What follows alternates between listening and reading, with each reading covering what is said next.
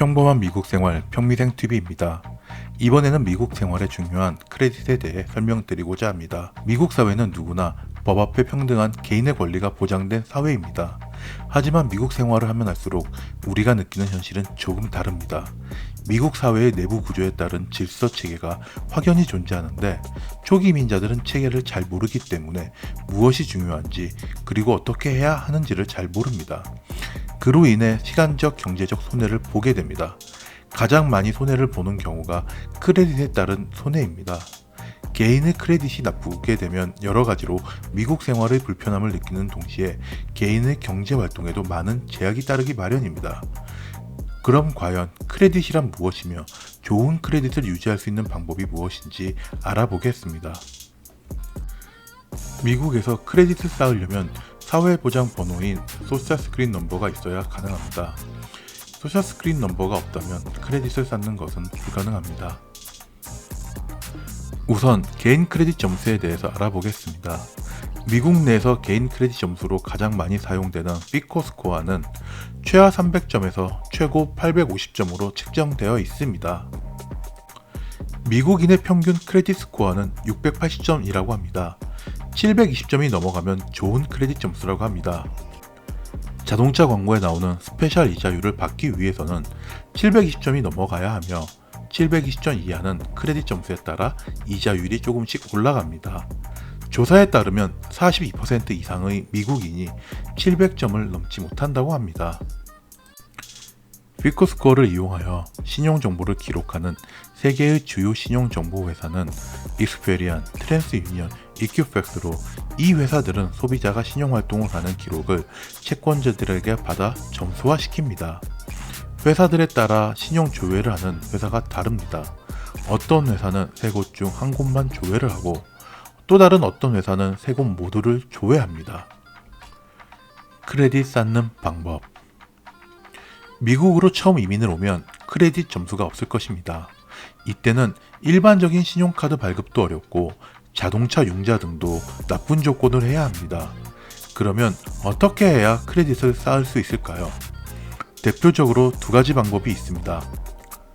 첫 번째는 은행에서 스퀘어 크레딧 카드를 발급받아 사용하는 것입니다. 한국의 체크카드와 비슷한 카드입니다. 즉, 은행 어카운트에 일정 금액을 넣고 그 한도 내에서 신용카드처럼 사용하는 것입니다. 이렇게 스퀘어 크레딧 카드를 일정 기간 한도 초과나 연체 없이 잘 사용한다면 정식으로 은행에 신용카드 신청을 할 수 있습니다. 두 번째로 이미 미국에 크레딧을 가지고 있는 가족, 친척 또는 지인의 코사인을 받아서 자동차를 구매하는 방법입니다. 자동차 페이먼트 기간이 끝나면 일정 수준의 크레딧 스코어가 생깁니다.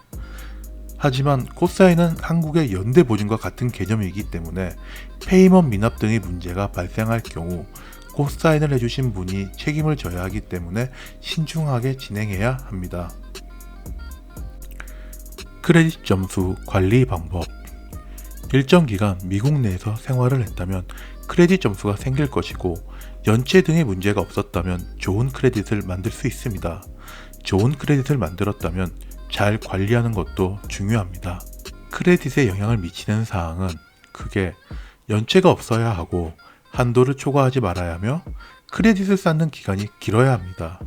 그리고 신용조회 기록이 많지 않아야 하고 될 수 있으면 다양한 신용상품 및 신용카드 사용 실적이 있어야 합니다. 이 중에서 초기 이민자들이 주의해야 할 부분은 한도를 초과하지 않는 것과 신용조회 기록이 적어야 하는 것, 그리고 다양한 신용상품 및 신용카드 사용 실적이 있어야 한다는 것입니다. 크레딧 한도 초과에 대해서 설명드리겠습니다. 크레딧 카드의 한도를 초과해서 사용하는 경우도 문제가 있지만 크레딧 한도를 거의 다 채워서 사용하는 경우도 크레딧에 나쁜 영향을 끼칩니다. 보통 한국에서는 100만원 한도의 카드가 있다면 한 달 동안 100만원까지 다 쓰고 갚아도 신용도에는 크게 영향을 미치지 않습니다. 하지만 미국에서는 이런 식으로 한도 근처까지 썼다가 갚는 형태는 크레딧에 악영향을 미칩니다. 가능하면 전체 크레딧 한도의 30%의 밸런스를 유지하는 게 좋습니다. 크레딧 카드는 하나만 사용하기보다는 여러 장을 사용하는 게 좋습니다. 여러 장이 있는 경우에는 전체 한도가 늘어나기 때문에 밸런스 관리에 유리합니다.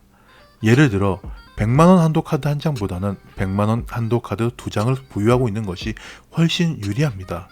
똑같이 30만원을 썼다고 해도 첫 번째의 경우는 사용액이 한도액의 30%인 반면 두 번째는 한도액의 15%로 계산되기 때문입니다. 신용 조회를 줄여야 합니다. 한국에서도 잦은 신용 조회 기록이 있는 경우 신용도에 부정적인 영향을 미치는 것과 같이 미국에서도 잦은 신용 조회 기록은 크레딧 점수에 부정적인 영향을 끼칩니다. 따라서 신용 조회를 최소화해야 합니다.